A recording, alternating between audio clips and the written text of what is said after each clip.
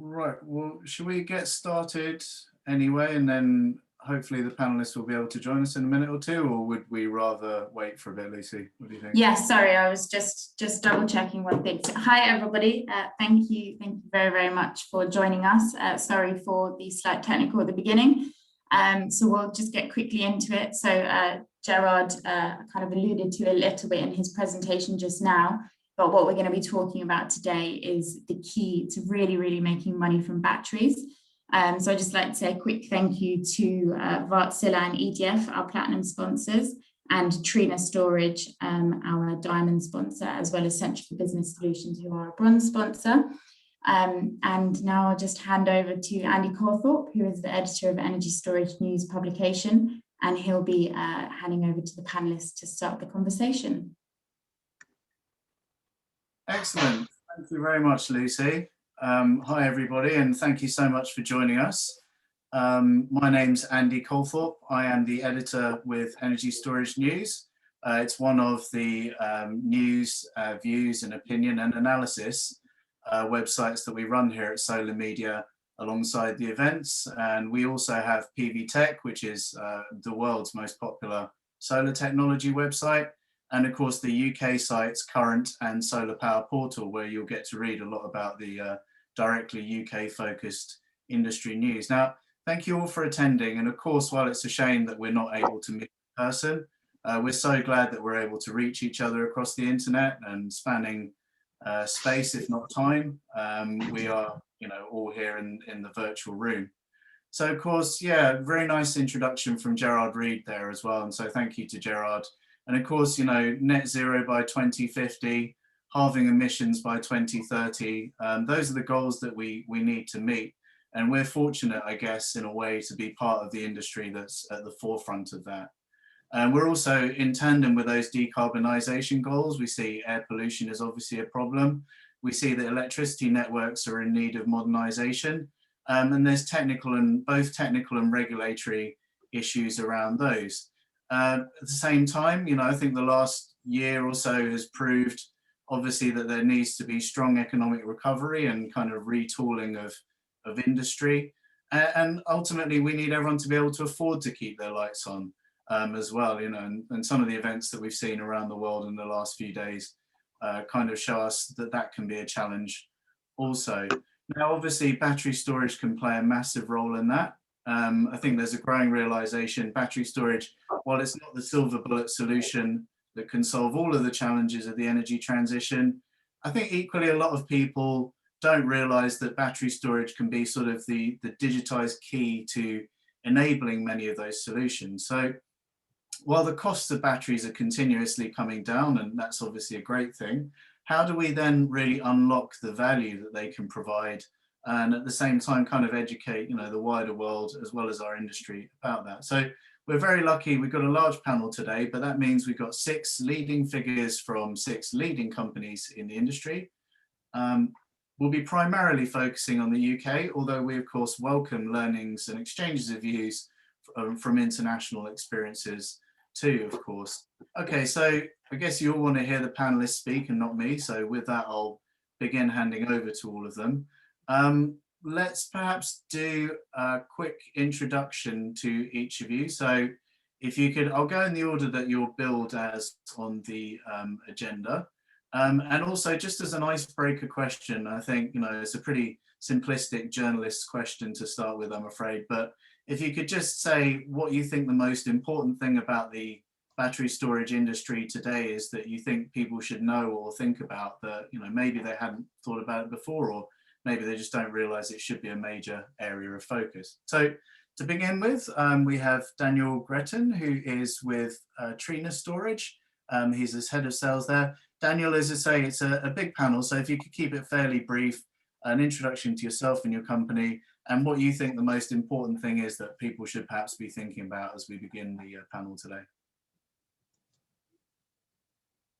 Sure, Andy. I'll try to keep it as short as possible. Thanks for the intro. So my name is Daniel Greten. I'm the head of sales for Trina Storage, which is a new business unit with an experienced team under the Trina Solar brand. Most of you obviously know Trina as one of the leading solar module manufacturers, but today we're really excited to share the news of launching Trina Storage. So Trina Storage is a global energy storage system provider. We are committed to transforming the way of how we deliver energy by providing high industry standards in terms of safety, reliability, cost effectiveness, and service, combined with strong technical and market expertise. So I'm personally around storage business for 10 years. My first project in the UK, I think I did like 5 years ago, roughly. And it already feels like I'm a veteran in this dynamic sector.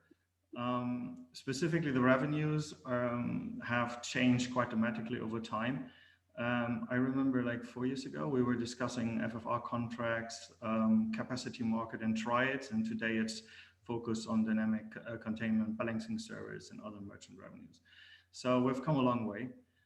Very happy to discuss it today. And Andy, to your question, I think for me, I think what is really key, it's just one part of it, right? It's not the one single thing that makes a business running. So it's really about the good combination of it, I would say, to be successful. But the one thing is that we are trying to do is actually to think like a battery. So in order to create the best value out of that. Excellent. Okay, thank you, Daniel. So going around, Dr. Neville Towers, who's with us from EDF. Hi, Neville. Can you hear me okay? Yep. Great. Yes. Hi, my name's Neville Towers from EDF Energy. I'm the Director of Wholesale Market Optimization, so I'm responsible for the optimization of EDF's UK generation and supply businesses, and leading on the UK flex optimization business line. So very pleased to be with you today. Yeah, I think it's an interesting question. The most important thing, there's a number of factors that are all going towards determining whether batteries will succeed. I think batteries have made that breakthrough into the UK market. I think the important thing is that the market is still developing and changing. It's not been set in stone yet, and I think there's a lot of uncertainty. So there's a lot of excitement about the whole battery industry, but it's understanding how to navigate changes that are going to take place in the industry over the next few years. Excellent. Thank you, Neville. So moving next, Alicia Kovalevska-Montfort, welcome to the panel. And you're with Gore Street Capital. So yeah, just maybe if you could give us your intro and your quick answer. Sure. Thanks, Andy. Yeah, so my name is Alicia Kovalevska-Montfort. I'm a commercial manager with Gore Street Fund. We're a listed fund at London Stock Exchange, and our mandate is pure play energy storage. My team is essentially looking after the portfolio side. So we inherit them from the investment team, and we take them through construction, we source technology, and look at the route to market strategy for them as well. Your question, really good one. I think it's true that it's tricky to find one sort of key message, but my kind of, I guess one message is that it does feel like storage can play a really, really big role in lowering the cost of some of the balancing services. And so some of the trials that have been kind of run last year with National Grid, the reserve from storage trials have shown that really there's a big opportunity to decarbonize and lower the cost of some of the balancing services. And I think that's a great kind of message going forward, that this is not a kind of opportunistic sector. This is not a sector that's sort of spring out of a bit of a up at the back of FFR, EFR. It's something that really can fundamentally change the way we decarbonize the network. So I think it's a really positive one. Excellent, thanks. All right, so yeah, some pretty strong answers already and some good takeaways. I hope everyone at home is taking notes. And yeah, so coming around next, Jeroen Verbeek, who's with Centrica Business Solutions. Hi, Jeroen, thanks for joining us. Hi, Andrew, thanks for having me here. So I'm working for Centrica. I'm doing the commercial lead for batteries. Yeah, Centrica is a well-known company in the UK, certainly with the brand British Gas. So Centrica has taken already more than a decade ago the change from a commodity player in selling gas and electricity towards energy-related services, And so Centrica's sold off almost all of its oil explorations business, fossil fuel in a nutshell, and has done a pathway towards more carbon neutral energy related services. And with the acquisition in 2017 of Restore, and one of the first demand response aggregators in Europe, and Centrica has now a foothold in steering batteries and steering in industrial assets. And Centrica is also expanding that business line in the UK to offer not only green energy production like wind and solar, but also balancing the grid in a carbon neutral way. And my take on batteries, of course, I'm fully aligned with our company's strategy. I think it's extremely important, the role of storage and batteries in the energy system to keep the lights on. Of course, next to other things like demand response, it will be essential if we live in a carbon neutral world in 2050 to have a strong balancing way to keep also that part of the system carbon neutral. Absolutely, absolutely. And yeah, I mean, it's interesting to see how kind of a lot of the aggregators and stuff kind of came from the demand response sector originally, and I think it's kind of become its own sort of beast. But anyway, I digress. Yeah, moving around next, Bjorn Orbro, joining us from Wärtsilä. Hi, Bjorn. Hi, Andy. Hi, everybody. Thanks for having me, and thanks for the question. I work as vice president for Africa and Europe within our Wärtsilä's energy business. So obviously, coming from the OEM side of things here, we supply both flexible thermal and storage solutions as well as energy management systems. So I think to answer my view on the question here is, and what we saw in the UK happen here during the spring of 2020 when COVID started hitting and the shutdown started hitting electricity demand. It's really about not necessarily being myopic about storage as such, but understanding the entire value set. So understanding the entire business case for the players who are making the investments, and where value is created. And we saw for storage in particular that that managing the volatility that comes with high renewable share in any system is going to play a very important role. So for us, for me, my view is that it's all about the business case. Excellent, thank you, Bjorn. Okay, lastly but not least, Ben Guest from Gresham House. Hi, Ben. Oh, the age old. yeah. Thanks very much for having me, Andy. I'm Ben Guest. I'm the managing director of the new energy division at Gresham House Asset Management, and I am the fund manager of the Gresham House Energy Storage Fund, which is also a listed investment trust that we IPO'd in November of 2018, and has currently grown to 425 megawatts of operational assets. So I think we're the largest in the UK at the moment. I think that the most important aspect of batteries in that it is very highly differentiated from anything else I see out there is its ability to import and store power. It's a ridiculous comment almost, but I think it's really, really important, because if you just also combine that with the fact that over the next now onwards 2 years, 3 years, and then beyond an awful lot more, the amount of oversupply that we see on the system is going to grow. I don't know if the right word is exponentially, but dramatically.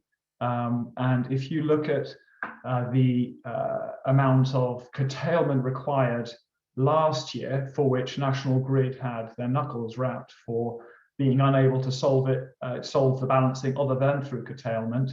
If you just look forward 2 years and see the percentage of total generation in the year that will be oversupply, that number roughly goes up 10 times. And beyond that, it keeps going up very, very significantly. And eventually, obviously, it tapers off in terms of rate of growth, but they become very significant percentage of total power. So I think that this is an absolutely essential solution to avoid gigantic balancing costs, sort of £1 billion scale. And I think that's sort of an interesting fact that effectively makes batteries essential. There's all sorts of other views, but I'll just share one point at this stage. Excellent. Thank you very much, Ben. Okay, so some good introductory answers there, I think. And on the topic of questions and answers, of course, we have got some things to talk about kind of prepared. We've got a list of questions here, and they're going to various different subjects. But also, of course, this is a conference, and we're very keen to have the audience participate as well. So we do encourage everyone to put your questions to the panelists, either in the Zoom chat or in the portal. Now I'm going to have to keep sort of toggling between the two a little bit, but I guess that's my job, so don't worry about me. And yeah, so just say, yeah, please do keep asking the questions, and we'll try and reserve at least a few minutes at the end to answer them. And I guess maybe if there's some really, really big questions come in that we hadn't thought of, we might tackle them on the spot, really, I suppose. So let's go straight into it then. So we're talking about what the realistic ways now to generate revenues from battery storage are. And I mean, in a way, this is a two-part question, really, I suppose, because there's the ways you can generate revenues from using batteries themselves on the system, and then there's ways you can get multiple revenues. And I think the versatility of energy storage is something that journalists like me write about consistently, but I think it's great to get an inside view on that from the folks actually involved. So I'm not sure, I think all of you could probably give us a really good view on this, but I guess we'll start with maybe with the optimizers kind of view. So perhaps we'll go with EDF and Centrica for this one to start with. So yeah, Neville, if you maybe like to take up the thread on this, what are some of the realistic ways to generate revenues from battery storage, and what are the opportunities to create multiple revenue streams looking like at the moment? Sure. So the market provides a number of different revenue streams for batteries. So the key ones that started off, really, the battery development were around capacity market and ancillary services. And recently we've seen new services being added as well, new frequency response services by grid, and then there's the wholesale market as well. The issues really have been around the fact that these revenue streams are not certain, and so we've seen capacity market revenues change quite dramatically. So the initial batteries that got very good derating factors, but they've been significantly changed. We've seen ancillary services where we saw some very good, attractive long-term deals from grid, but then grid have looked at shorter-term revenue streams, looking to try and commoditize the whole ancillary service frequency response market down to much shorter timescales. And then the wholesale market is really being there. And again, it depends on your battery and what your battery is capable of, but there are significant revenue streams from what Ben said about importing and storing power and then dispatching it during peak periods. So we see the market with very, very significant price differentials between different times during the day. So there's opportunities to cycle batteries. So I think there are significant multiple revenue opportunities, and almost batteries are uniquely placed to be able to enter into all those different markets. And it's not just the market itself, there's also other revenue streams from, depending on your battery, depending on the location, the size, from private wires, from cost avoidance, of non-energy cost avoidance, and potentially EV charging in the future. So I think batteries are in a really, really good place. There's lots of potential of different revenue streams, and we've seen those develop. The issue is that those revenue streams are changing. They're not really established very well at the moment. And so one year we can see very, very attractive returns in one area, and then another year we're starting to see prices drop dramatically as new batteries enter, grid requiring new services. So we're seeing these huge fluctuations in value of different revenue streams. So it's a really attractive time. Fantastic that batteries can access a number of those revenue streams. In fact, almost all the revenue streams available, but that value is really dramatically changing during the year and year on year. Right, and Jerome from Centrica, I know that you've done some, am I right in thinking you've done some work in outside of the UK looking at sort of revenue streams? And do you want to just maybe offer a quick view on that, and just so that you're kind of not doubling up on what Neville said, unless you've got a wildly contrasting view, I suppose. No, thanks, Andrew. I think that's a good angle to shoot at. So indeed, it depends a lot on different regions in the world. If you compare, for example, with Australia or with California, for example, there is a lot of there are other issues than here, climate-wise and also grid-wise. I mean, the sun is always shining in those regions. It's a little bit less in UK and in continental Europe. So the challenges are different.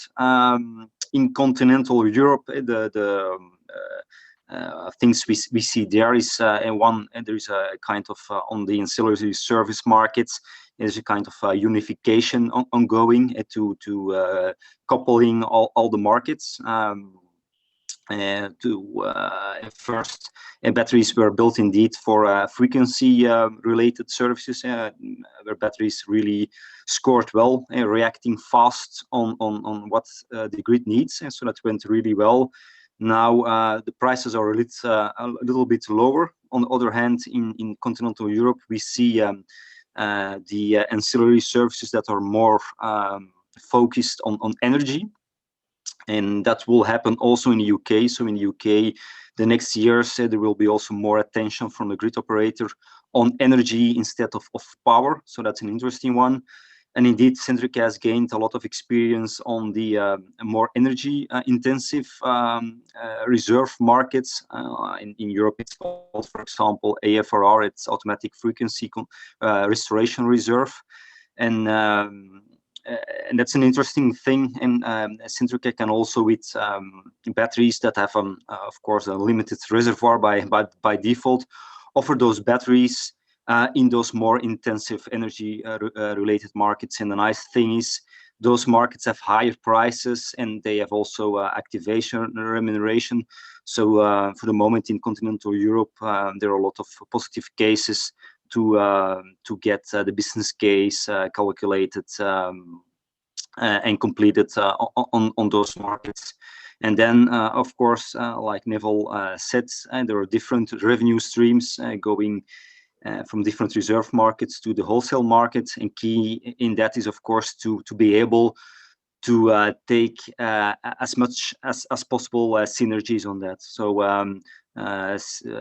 within Centrica in 2020, we came up with a realization to be the battery at the same time in the frequency intensive markets, and that needs especially power, and on the same time also in the energy related services and in the wholesale markets. And so taking the best of all three worlds, and that's really increases the revenues for a battery. If you compare to batteries that don't have that multi-market approach, and we score up to 30% better than the other batteries in the market.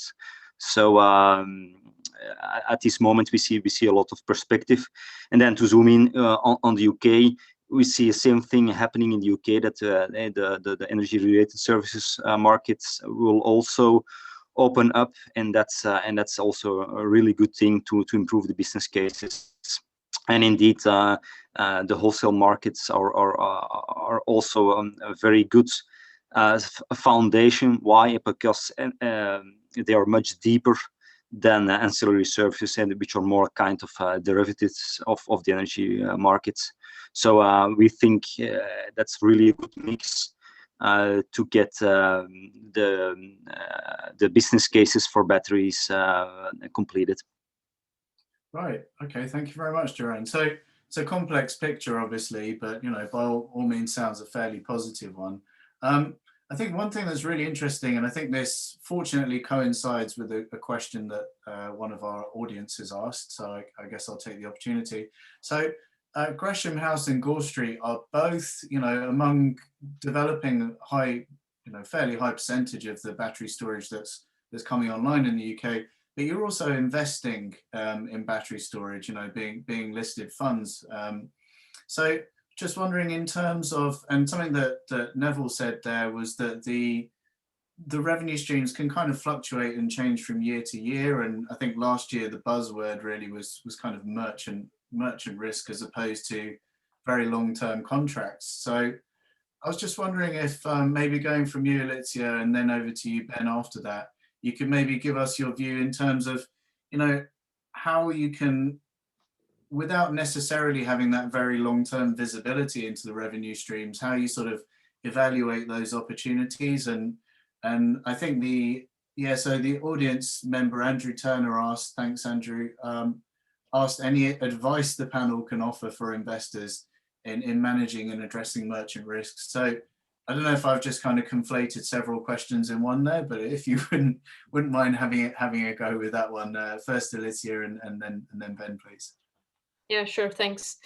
Yeah, so sort of a holy grail of a question, but I think generally from our perspective, we think that it's true, and it's definitely going to be the case that future stacks and revenue streams will be very different for batteries than they are now. And kind of a glimpse of this was very visible in end of kind of last year and January this year, when we had huge price spikes in wholesale and in balancing mechanism, where you've seen prices kind of reaching somewhere like £4,000 per megawatt hour.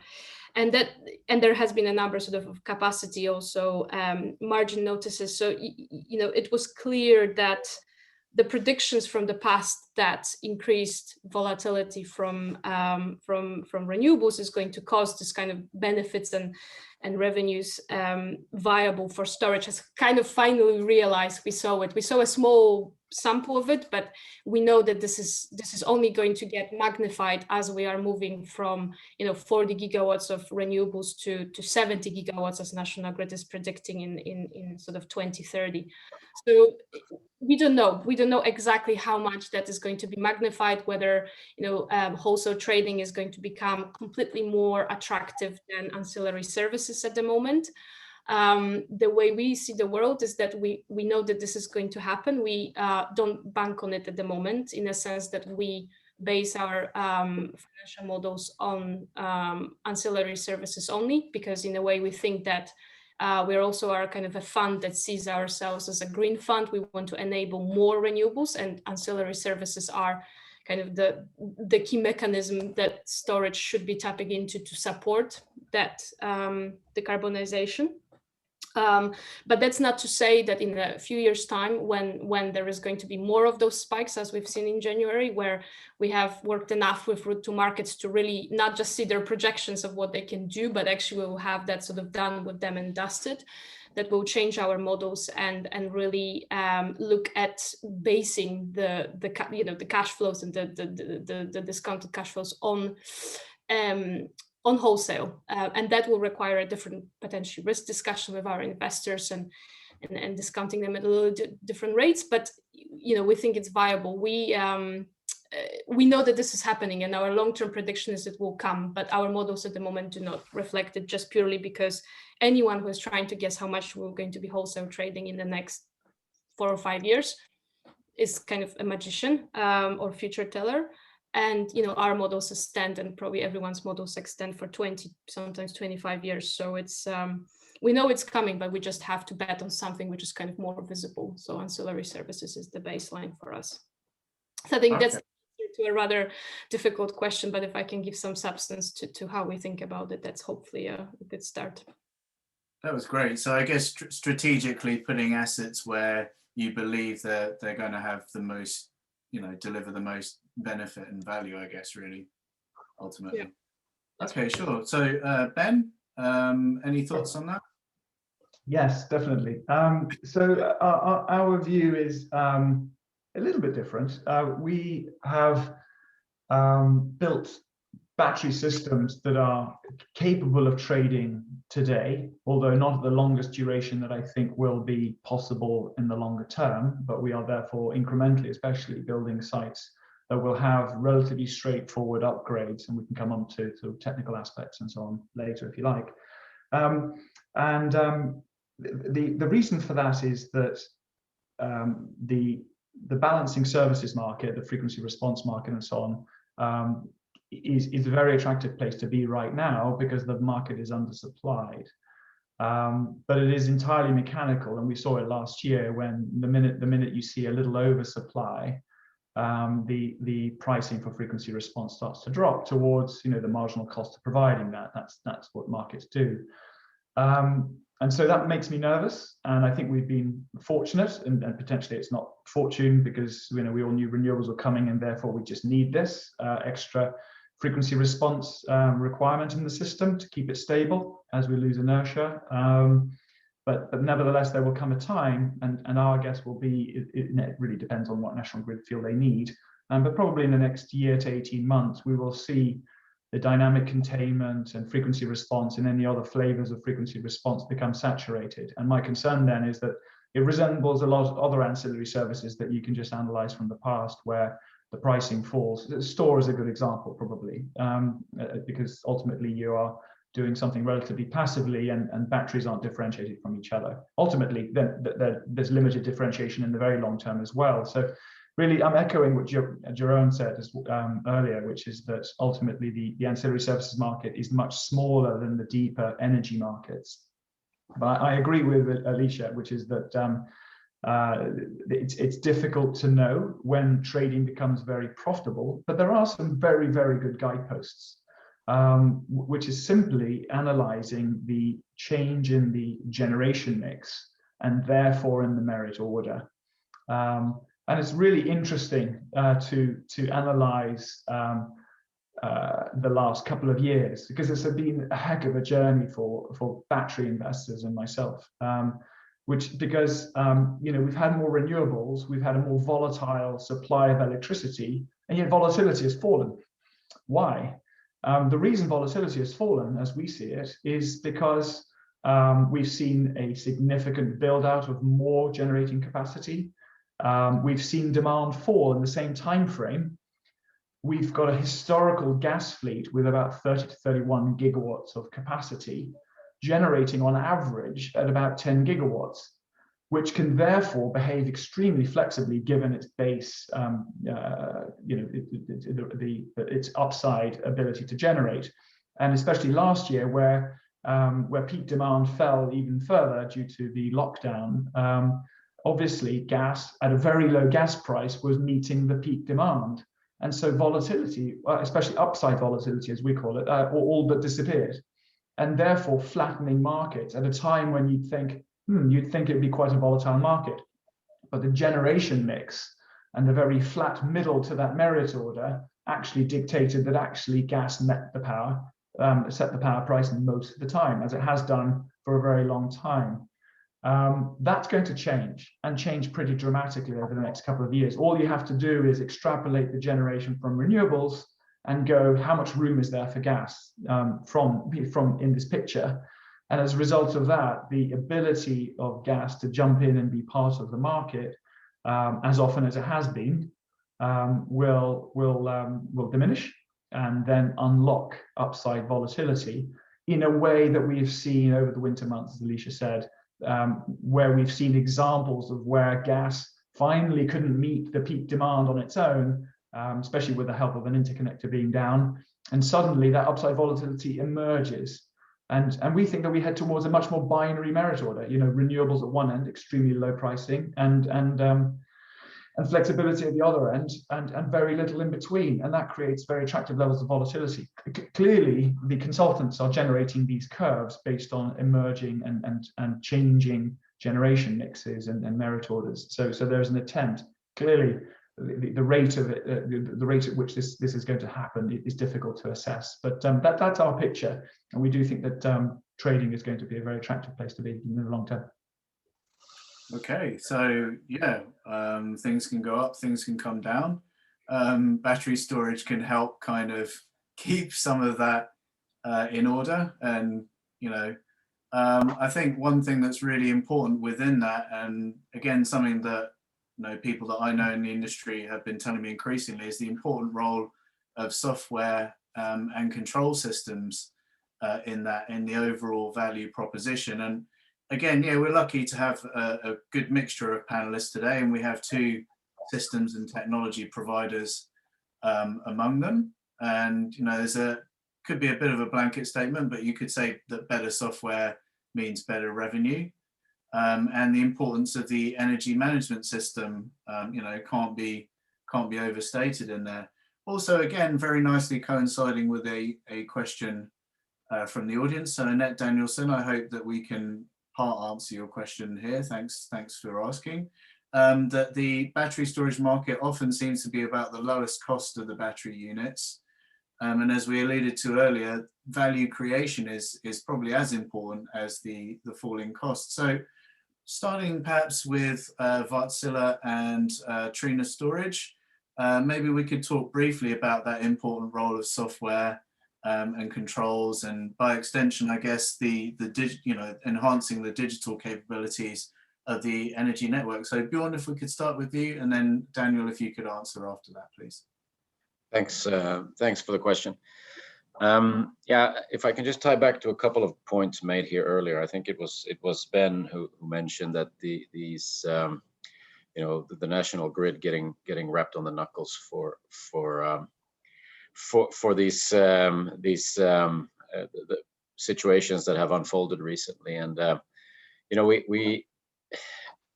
it's a bit puzzling to see that you know, certain investments in very inflexible baseload capacity are still progressing.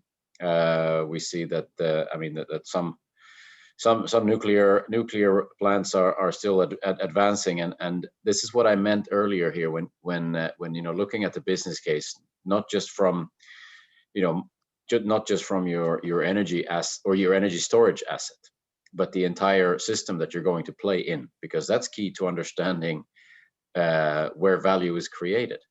And I think the you know, and probably people who are storage nerds are gonna not like me for saying this, but indeed, you know, energy storage is a commodity, no? And I think that you know, what you can do with software is, of course, to optimize what that commodity does and thereby create value. But so the key is in the software, if you will. So the software is king, but the knowledge is King Kong about what that software is supposed to do, right? Because if you don't have that fundamental understanding of and the EU UK market is an ideal place, because you have such great transparency on generation mix, as Ben was also saying. You know, how does that happen? And you're essentially taking weather risk when you're playing in these markets. And you know, there's so much data there that it's not just about, you know, your software, about, you know, what does it do, when do you charge, when do you discharge, based on merchant pricing or whatever it may be. It's also taking that, you know, longer view, is that what's likely to happen in the next 6 to 12 months, maybe. I mean, if you look at seasonality and there's and you know, just a bit of insight that we got from last spring. We did the Energy Transition Lab, which is available for everybody. You can pressure test and shoot holes in the data freely, where we saw really interesting trends happening. And what really drove the volatility in pricing is of course partly the underlying energy capacity mix. It's the inflexibility of the incumbent sort of legacy baseload, and the lack of flexibility in those, and weather. Those are the two, I mean, the two big drivers. So that's where knowledge has to, you know, that's where you can get an edge, is if you have that knowledge, if you have that understanding, you decrease the risk, but you have to be able to tell the software what to do and when.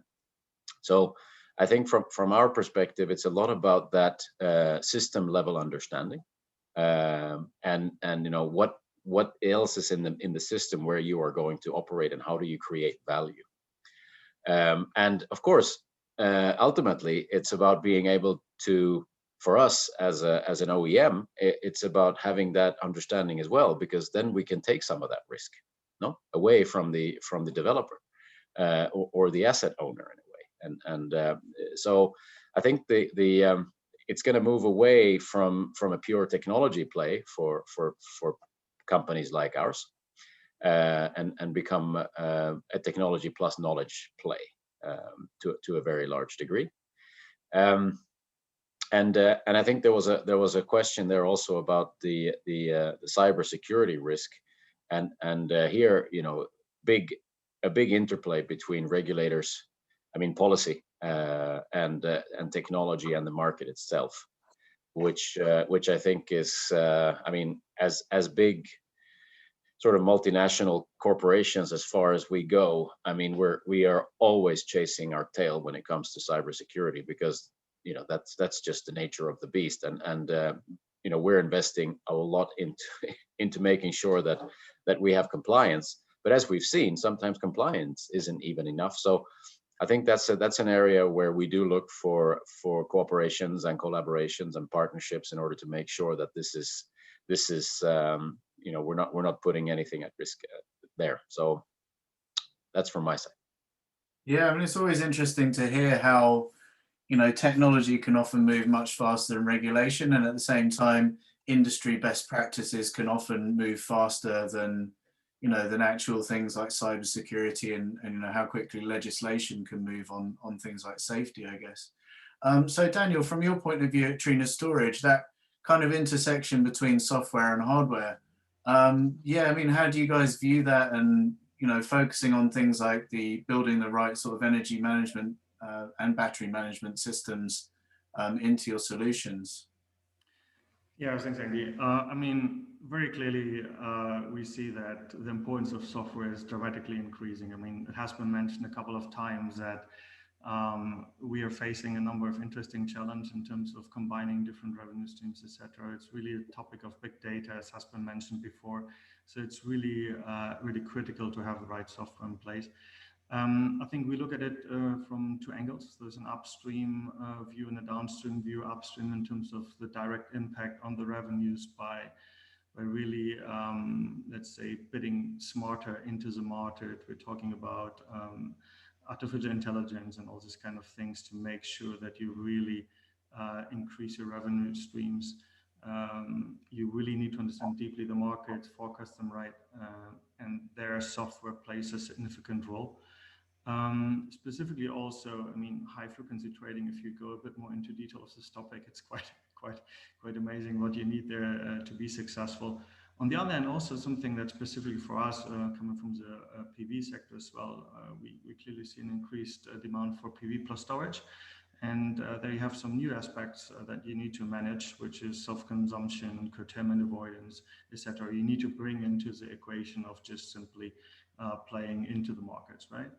And then you have the downstream side, where I think I would say it's more core to the manufacturers itself, is really to make sure that you most efficiently use the system and optimize the lifetime. Really, that's not directly improving or increasing your revenues, but definitely making your business case better, is really to reduce the losses of the system, and basically by the EMS, the load distribution among the PCS, the battery optimization that's happening there.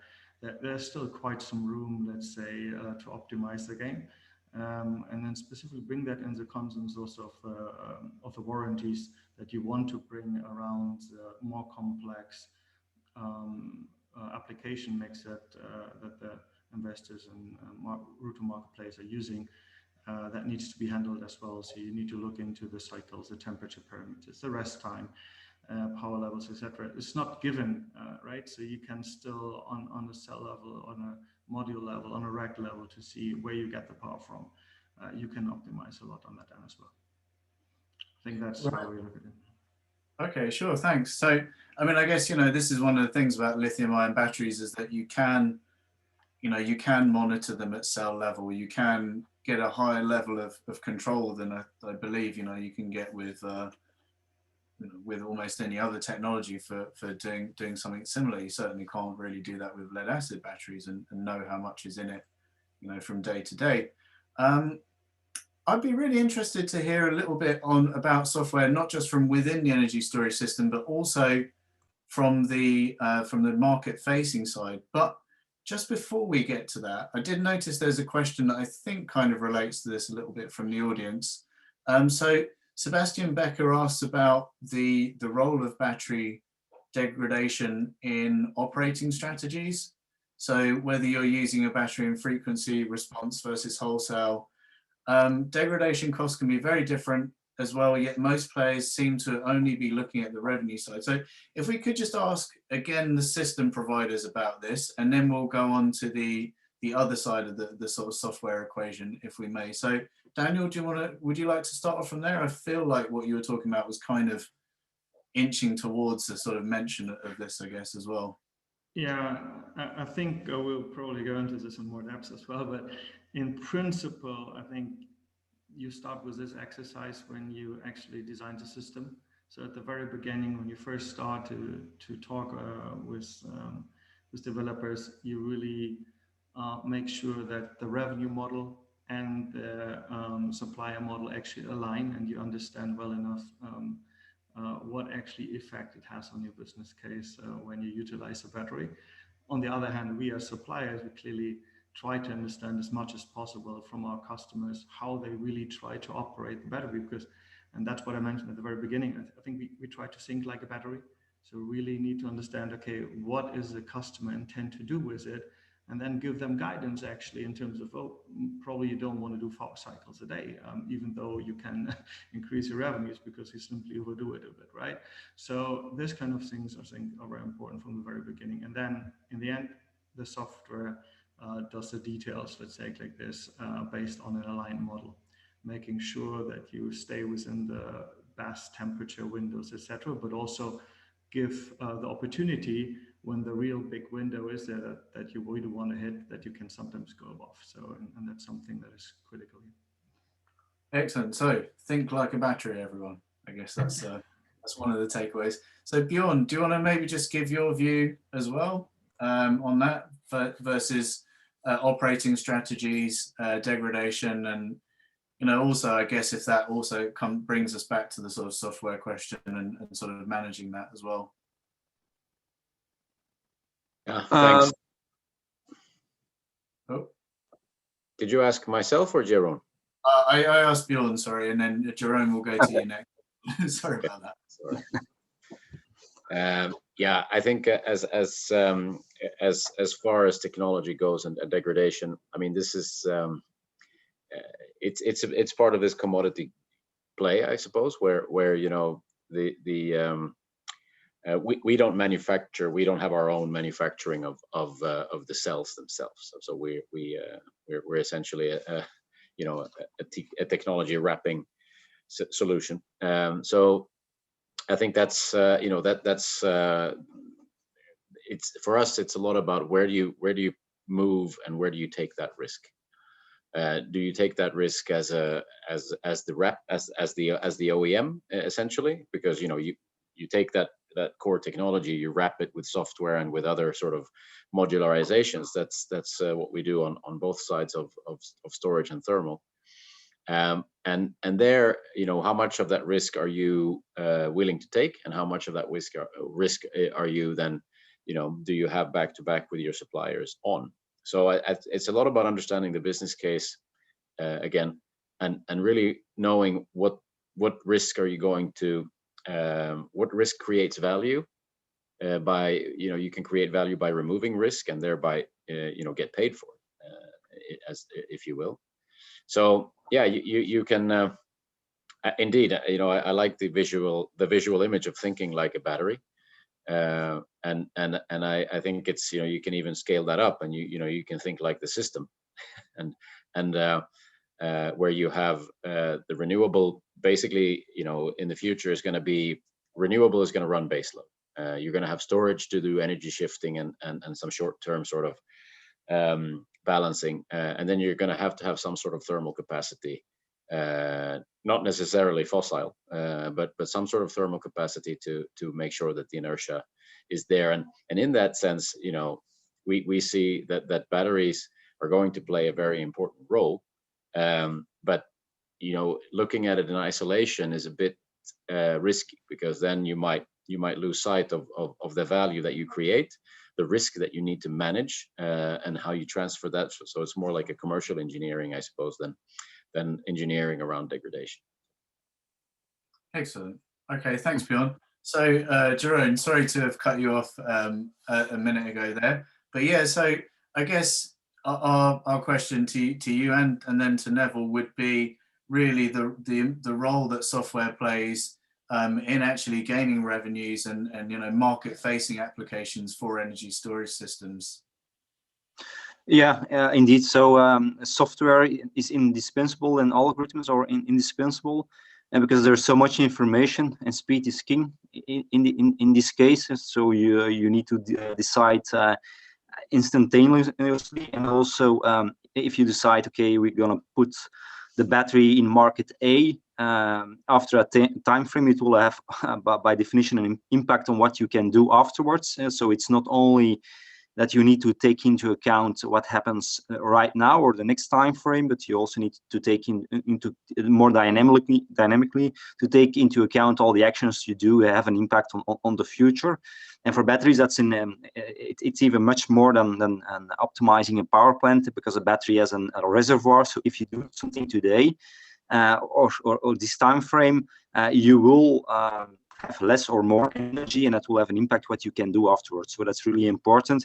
There are a lot of markets you can put the battery on, going from ancillary service markets towards energy markets and balancing markets, whatever. And those decisions need to be taken rapidly. So it's not anymore that you can only do it with the trading team, and you need to rely on software and models. And we spent also a lot of our investments in modeling stuff and with artificial intelligence. To give you an idea, we have more than 200 parameters that play a role in deciding where we're going to put a battery, in predicting prices. So software is extremely important on making the most value. And then to make a little the bridge to the previous question regarding degradation, also there it's really important that there is a good modeling and tracking of the degradation of the battery. Before we put the battery on the market, we help the developer to get most out of the warranty. And with most battery suppliers, we've obtained bespoke warranties, because they take also a little bit of conservatism in their normal warranties. And we have also an R&D department that can do the step further to get more out of warranties. And then also in operationally and making sure that you burn the cycles on the right moment, and that you can get value over the lifetime of the project. Right, sure. And Neville, from your point of view, how much do you guys use kind of this automated software type of solutions versus a trading team, and just in general what your thoughts are on the role of software in facing the market, I guess? Yeah, I mean, software is critical for the optimizer, just in the same way it is for the energy management system. I mean, we had to develop the software. We couldn't use our existing trading tools or optimization tools that we had for other assets. We had to take it out, put it into our R&D team that was able to do some of the innovation required, looking at bringing in data scientists, bringing in software engineers, bringing in some of our sort of specialist mathematicians that can develop optimization algorithms, because it's a very, very, very sophisticated and complicated optimization problem. And bringing that whole team together, setting that aside to be able to do that development work, and then bringing that back into the business team, that they could sort of sit it alongside the existing activities, so that we could kind of get the best of both worlds. The system's got to be able to talk, it's not just got to be able to do the optimization, it's got to be able to have all the parameters, like Jerome said, about the battery. It's got to be able to talk to the battery, it's got to be able to connect to the national grid.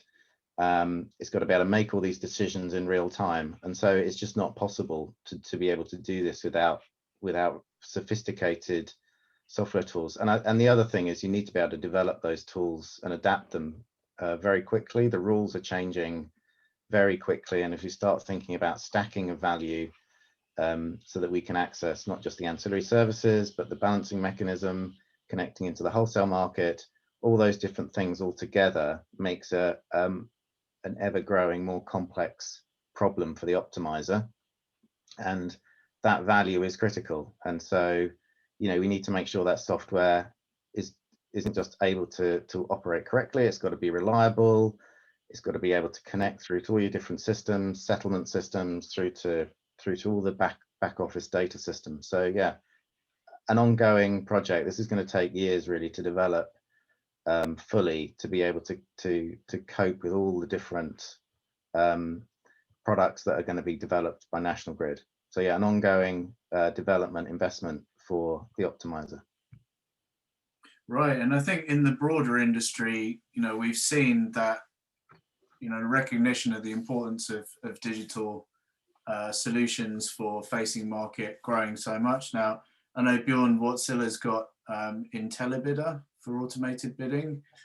Tesla's got AutoBidder. I think we can't really do an opening panel without mentioning that company, I guess.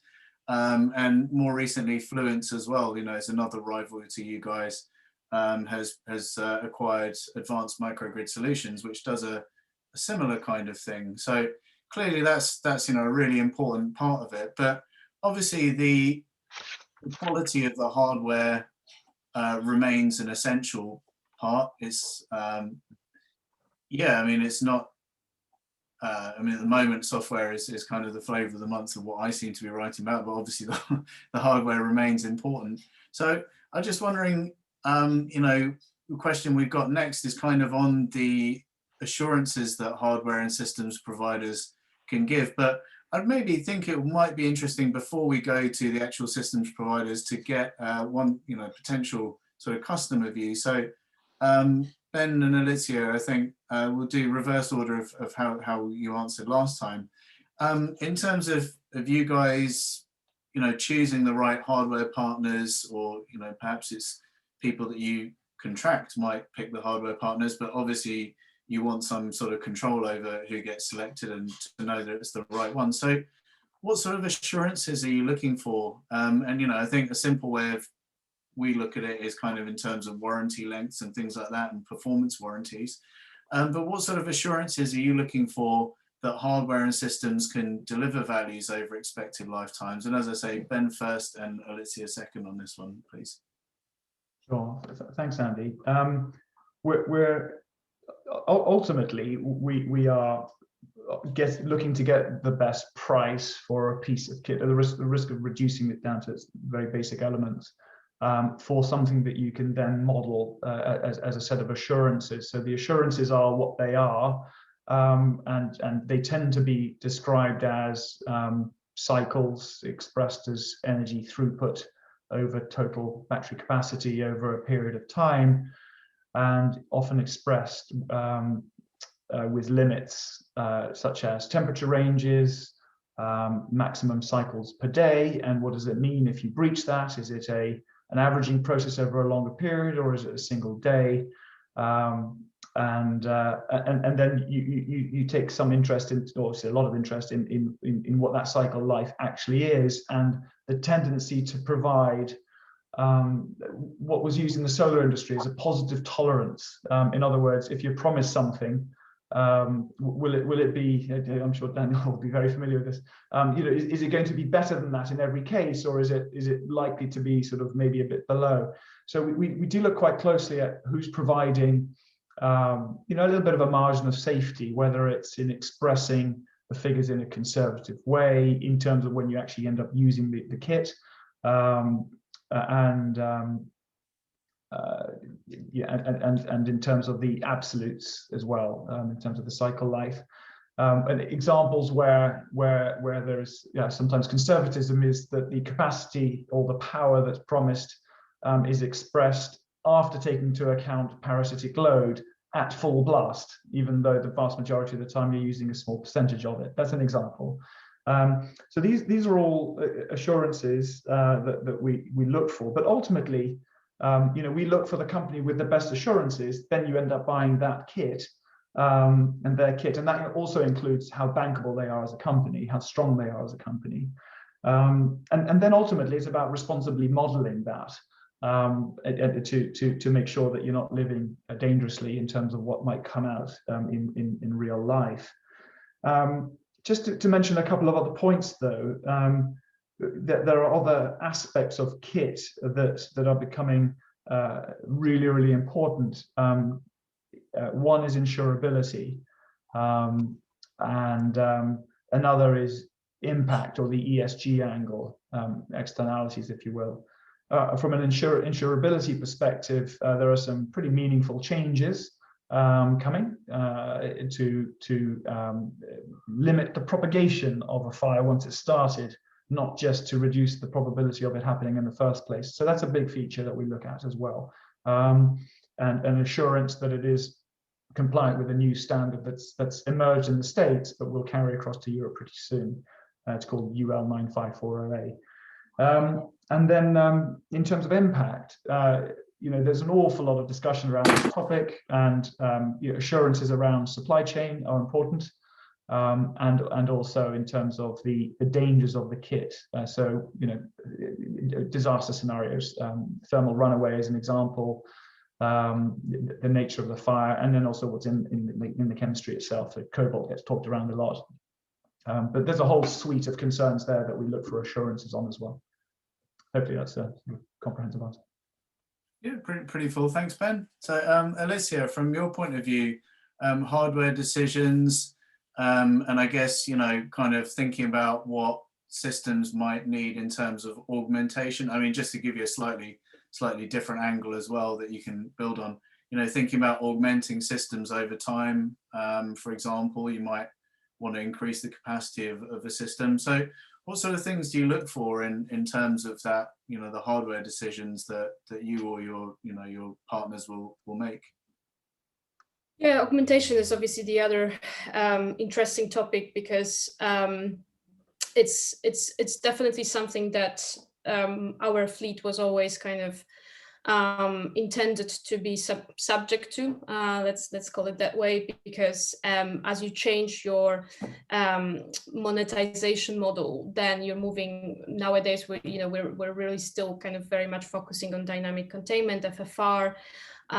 For that you can really have assets that are half an hour. Even for dynamic containment, potentially you can even meet the requirements shorter than that, but moving to sort of wholesale optimization, you need slightly longer duration batteries. It just is making it easier to manage the battery when it's larger, when you're, for example, swapping between wholesale and other services, to be able to be kind of more predicting where your state of charge will be, so helps you kind of manage that risk. So generally, if I was kind of to give my bet, in the past, half-an-hour systems were great. Nowadays, when you talk to suppliers, generally very few of them still manufacture half-an-hour sort of 2C systems. It's kind of mostly driven by the fact that you have sort of a majority of R&D going into longer duration systems because of EV, and also because very large markets in globally, US and Australia, for example, are completely based on sort of long-term durations. And when we say long-term durations, we're talking up to even 4 hours in US. So it's just natural that we almost are kind of forced into looking at longer term systems, longer duration systems. So we generally prepare our sites to be able to space-wise, so that they can accommodate, for example, 2 hours in the future. What do we look from suppliers? Well, one of the interesting solutions that you can sometimes see is that ability to augment in the future without having to, kind of move around, because basically you don't want to mix old and new cells, as we know. So one way to do it is basically, once you decide to augment, you take all the old cells, you put them behind the same inverters, you bring new cells, and you place them behind a separate inverter. that's feasible. That's a lot of what people do, but it's obviously requires quite a bit of work to be done, and there is a risk, obviously, of new cells, their compatibility, and bringing new technology into an asset that is, let's say, 5, 6, 7 years old. There's things you can look at. So, for example, DC to DC inverters that sit on a rack, which allow you to kind of really have different vintage of sort of battery cells kind of sitting behind the same inverter. One interesting sort of point to look at, but that's obviously capex intensive. So you need to kind of really think, well, is that investment now going to really pay it off? If I'm predicting that my revenue streams are still going to be based on frequency, am I really going to bank on this augmentation, or do I just defer it in time? And it's a very complex decision. It's a very difficult decision because you have little data. You don't know what the technology will look like. But I think the principles kind of are that you need to definitely try to give yourself as much flexibility in the future to augment to longer durations, because that's what the market will eventually move into. To kind of follow up maybe just a little bit on the warranties topic that we spoke about, I think it also depends on your market and what you're kind of monetizing against. So Go Street at some time in the last sort of 2 years moved into an Irish market, the S3 market, which I'm sure you guys are familiar with. Big part of the audience will be familiar with, and there you have sort of optionalities for longer term contracts with very high kind of potential rewards for availability, potential rewards for speed of response, rewards for being able to really behave in a very specific way. The requirements on the batteries in that market are just insane. So you do look for performance warranties. You do want, that battery to be able to sample data every 20 milliseconds. So it will depend. If your market is as demanding as DS3, then your discussion with suppliers will be very, very different than, for example, in a market where the speed of response is slower and where perhaps metering is left a little bit to kind of ambiguity. So I guess it really, knowing your market, knowing your revenue streams and predicting them in the future and designing your EMS so it can be easily changeable is key, because what you often find out is that you have a new revenue stream, such as dynamic containment, and you go to your route to market, you say, yeah, let's do it, exciting times. And then you find out, okay, actually, it's not as simple as just, plugging a new meter, providing a different frequency sort of drop curve. Suddenly we have to sample data, but with a different latency, suddenly the feedback loops have to be slightly different. So you need to really have control over your EMS. You really have to have control over your batteries that way, because otherwise you will be slow. You will be slow to accessing your revenue streams. Excellent. Okay, thanks very much, Alicia. So we are running out of time a little bit. I think what we want to do is just very quickly ask the technology providers what they're doing in terms of meeting some of those hardware challenges that the likes of Ben and Alicia talked about, and of course that Neville and Jerome mentioned in in delivering some of those revenues to market. So Bjorn and Daniel, I'd just like to ask you guys what you can do to meet those hardware challenges for revenues. And I'd just like to proviso that by saying, if you could keep it brief, and also if it turns into a sales pitch, I might mute you. Okay, so Bjorn, do you want to go first on that? Yeah, you preempted that very nicely, Andy. I have to say this was definitely pegged up for a sales pitch, but but no, I think it's like I said before. It's about really understanding the value and the risk that's inherent to the actual, the asset and the investment. And I think we have invested a lot into that system know-how, into that system knowledge over decades, and I think it's about having that transparency and being kind of upfront about that, so that everybody understands the risks they're taking, and then you can have a valuable discussion about what how is that commercial transaction going to look. So for us, it's about being transparent, being honest, and forthcoming about about that whole set of value versus risk. So. Excellent, thanks, Bjorn. Daniel, and from your point of view? Yeah, I will try to keep this as short as well. But in principle, I would say maybe adding just a few things on this is, I think it's important to really look at really high quality technology providers also in the different components that are being used to make sure that you actually have the future proofness, right? You want to have the 20 years, so you don't want to have the cheapest PCS on earth and this kind of things to make sure that you actually can achieve those lifetimes, but still remaining flexible. And this is, I think, key. So what we do there is we have a flexible product platform to make sure that we address our customer needs as good as possible. And I think that's in general key for this type of business. You need to remain flexible on your hardware side on the one hand to also accommodate for future changes, but backing that obviously up with strong bankable warranties on the one hand, and on the other hand, they have to be flexible as well, because as mentioned before, people are looking at it from different aspects, and there's not one single answer that makes everyone happy. So hence we invest a lot into this, making sure, basically that our customers get the right value out of it. Excellent, thanks very much. Okay, so we have 3 to 4 minutes left.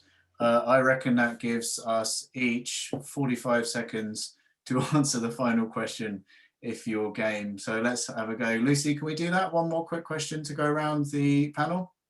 Yeah, I don't see why not.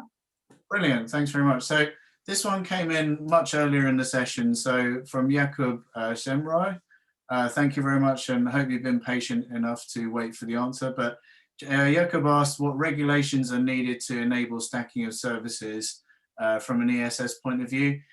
Maybe just open that up into a wider question. What other changes do you think need to be made, if at all? Maybe everything perfect, I don't know.